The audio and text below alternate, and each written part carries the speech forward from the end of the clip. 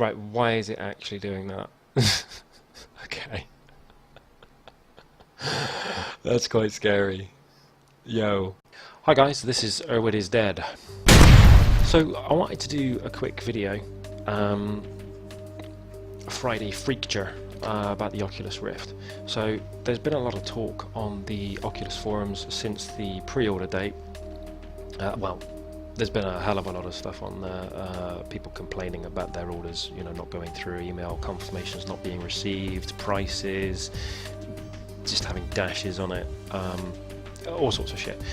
Once all that was sorted and then it settled down, a lot of people turned straight onto the thing saying, is my PC going to run the Rift? Well, we've got an idea from the Oculus dev team, and the community manager over on the Oculus forum is also pretty certain what you need to run it. Well, they're pretty certain of what their stand is on it anyway, and they're saying that you need a GTX 970 or greater, or an AMD 290 or equivalent. You need an i5 4590 or equivalent or better, and 8 GB of RAM, and I think it's two 3.0 USB ports, which is quite crucial as well, and HDMI of course. Now a lot of people have been asking, should they upgrade? I wouldn't really go on the tool that they have. They have a tool on the website that you can download, and it will run some checks against your system to see if it thinks your system is compatible. But that's a hotly debated topic on the forums as well, because there are a lot of people that have more powerful hardware than the recommended specifications, and they're coming up as their systems aren't compatible. So my thoughts on it, Palmer was quoted as saying that, to give you an idea, you should be getting at least a score of 9,000 in Firestrike in 3D Mark. You can go over to Steam and download the 3D Mark Firestrike demo, and you can run it and then just straight off the bat see what score you get. What you can do is you can compare your GPU and CPU specifications. I use CPU and GPU Boss for all my comparisons. It tends to be a pretty good site. You can get a good idea of the single-threaded operations comparison between processors, multi-threaded. Same with GPUs as well. You can look at the texture and pixel rate. So that's quite a good place to start a comparison. And you know, you can download 3D Mark free on Steam and you can run it anyway, and you should be able to get a good idea. So that's not rocket science really. The problem seems to come in, and the problem that I've got is that they're saying that SLI users and multi-GPU users crossfire are going to have issues. The current rig that I'm running, I built it with 780s, and I'm running 780s in SLI. I've had this rig for 2.5 years now, and I'm running 5910 by 1080, so I'm pushing over 6 million pixels, and I can still run, you know, Battlefront, Witcher, pretty much any of the games I want on ultra settings on 5910 by 1080, with the exception of AA, because I'm starting to hit VRAM wall because I've only got 3 GB per card. Now, my machine gets, or it benched 2.5 years ago, 17,000 in Firestrike, which way exceeds the recommended score. But a lot of people and the Oculus dev team have been categorically saying that SLI and multi-GPU and crossfire is not supported. The system will not run the CV1.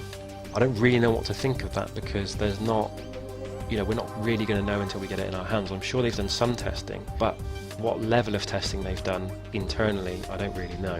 And when they've been pushed on the topic, they're saying, you know, it may not, but it's not officially supported. So it's a difficult one.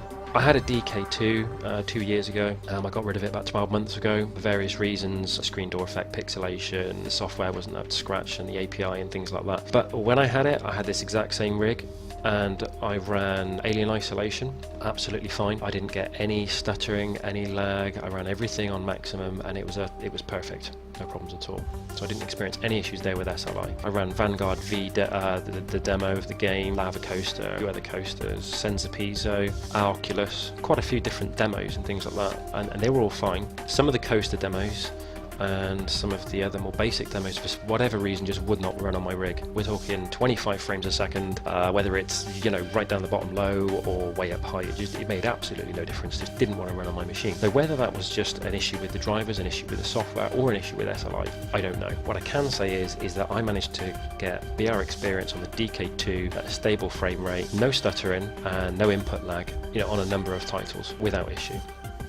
Now, we know that NVIDIA are working on their VR works. They're interested in getting SLI working with VR because they think that it's a natural fit for multi-GPU platforms where you can have one GPU rendering the frames for one eye and another GPU rendering it for the other eye. I don't know how it's going to work if you've got 3 or 4 GPUs, not sure. But the initial thought is by the devs that are putting in the effort into actually making the games or the demos and things like that, is that it really doesn't work because of the current way that SLI works and the frame splitting. Try and translate that into VR, it just doesn't work. And also that SLI can introduce a lot of input lag. We're talking milliseconds here. To me or you, it might not make a great deal of difference. To some people, 20-30 milliseconds might make them feel sick, depend upon the individual. So SLI Crossfire is a hotly debated topic. Should you upgrade? Should I upgrade? No, I'm not doing anything. It's one of the first orders that I managed to get in on the site when it came up, and I'm not upgrading. I don't see the point of upgrading to the current generation of graphics cards, especially if you think about the 900 series NVIDIA cards, and even the Titan X. They're nearly a year old now. So why on earth would you want to go from technology that's 2 years old to a year old when the shelf life of most of the NVIDIA products seem to be like a year? So you're going to end up upgrading your machine in the next couple of months, and then within a couple of months Pascal should come out, and whatever the AMD equivalent perhaps is they're working on, and you're already going to have old technology. I know you can never keep up with the times, but if you've got a machine that you're happy with at the moment, it's running the games as you want it, and you think it stacks up against the recommended specs for the Rift, I certainly wouldn't be rushing out to purchase any hardware right now. So here's a few facts. I mean, you can get them all online or on the Oculus forum or wherever. The DK2 specifications, it was a 1920 by 1080 panel, so you're looking at 75 Hz, so you needed to maintain a steady 75 FPS, that was crucial, and that translated to 940 by 540 pixels per eye. So your machine had to be capable of pushing 2.1 million pixels. For those of you that are running multiple screen setups, surround setups, super wide screen resolution monitors, probably pushing more than that already. You can always download the free version of Fraps or an FPS counter and then have a look and make sure you're hitting 90 FPS. The consumer version specs, so you're looking at 2160 by 1200 at 90 Hz. So the frame rate needs to be steady, and it is a high frame rate at 90 frames per second. You're looking at 2.6 million pixels as opposed to 2.1, so 500,000 pixels more is going to need to be pushed. So that's a significant amount on some systems. And so the bottom line is your machine is going to need to run 90 FPS, push 2.6 million pixels per second, low latency, so multi-GPU, maybe a no-no, but something may work absolutely fine. So I would say, if you've got a machine, if you've got multiple GPUs, if you've got something like a multi-GPU card like a 690 or one in the AMD family, if you're running SLI, if you're running Crossfire, I wouldn't jump ship yet and try and get a single GPU solution. Chances are that there's a lot of you guys out there that are running technology that's a few years old like I am, that is more powerful than the recommended specifications anyway. It doesn't make sense to upgrade yet because everything else is fine. So I wouldn't be doing that in a hurry. I've seen a lot of people on the forums that are saying, oh, I've got to change my 780 Ti, it's not going to run it, which I think is bullshit. I think it's going to be fine. To what degree I don't know, but I think it's bullshit. There will be bugs, there will be issues with the drivers, the software, the API. They're going to have to work that out. Once it starts getting in people's homes and gets used on a vast amount of equipment, they're going to have to get it working. They can't just leave people out and a massive number of their consumers and their customers just hanging. They can't do that. They can't afford to. They need to make this work. And I'd also be mindful of the fact that if you're going to swap now to something like that, you're going to be getting rid of the stuff that runs things your equipment that runs things perfectly now, and you're going to end up with a single GPU solution or newer equipment when your old equipment may have just ran it absolutely fine anyway. I just wouldn't bother, and you're not really going to save any time. If you've already ordered one, great. I don't know what batch you're in, but you'll get it, you can test it. If you're not happy with the performance, then upgrade. It's no biggie. There's no point in getting rid of stuff now when you don't even know whether it's going to actually run it or not. It could blow it away. You just really don't know.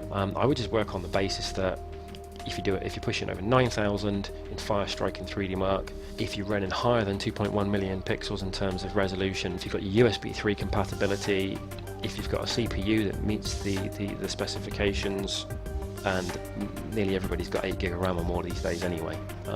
I really wouldn't worry about it for now. I mean, obviously we need to see what Pascal brings. I mean, there's a lot of talk about that now, and we don't really know when that's coming out from experience and from what you guys probably have experienced as well. And the shelf life of NVIDIA products in terms of between they release that product and then release the next generation of products seems to be about 12 to 18 months. Bearing in mind that the Titan X and the 980 Ti are already approaching their year-old anniversary, and it certainly doesn't make sense to upgrade from a multi-GPU platform unless you're going to get a significant bump in performance, and you're just not going to get that with the current generation of cards, so I would seriously wait. But anyway guys, that's just my thoughts on the Oculus CV1 and what should be required to run it. We're not truly going to know until it hits people probably early April, and we'll start finding out more then, and it may be that by the time that yours ships you'll see people with similar specifications that are running it and you'll be happy, or you can decide to try and upgrade. But for sure, if you're benching a score that's good enough and the rest of the kit stacks up, I certainly wouldn't be jumping ship now to purchase new equipment. Okay, so thanks guys, appreciate you taking the time to watch this, and if you have any comments please feel free to leave them down below, and this is Erwood is Dead signing out.